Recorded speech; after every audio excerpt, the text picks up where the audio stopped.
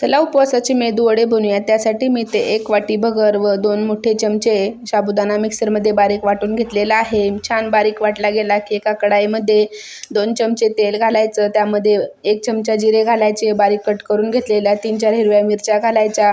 मिरच्या परतवून झाल्या की यामध्ये वाटून घेतलेला भगर व साबुदाणा घालायचा, चवीनुसार मीठ घालायचं व मध्यम आकाराचा 1 बटाटा खिसून घालायचा। 1 वाटी भगरासाठी 3 वाटी पाणी घालून छान मऊ शिजवून घ्यायचं। ते शिजवून झाल्यास एका प्लेटमध्ये थंड होण्यासाठी ठेवायचं।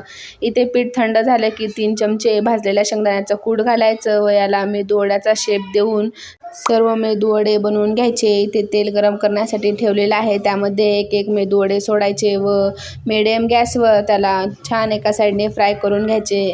वर यायला लागले की पलटवून दोन्ही साईडने खरपूस कलर बदलेपर्यंत तळून घ्यायचे। इथे आपले मेदू वडे बनवून तयार झालेले आहेत। चला तुम्ही पटकन लाईक, शेअर आणि सबस्क्राईब करा।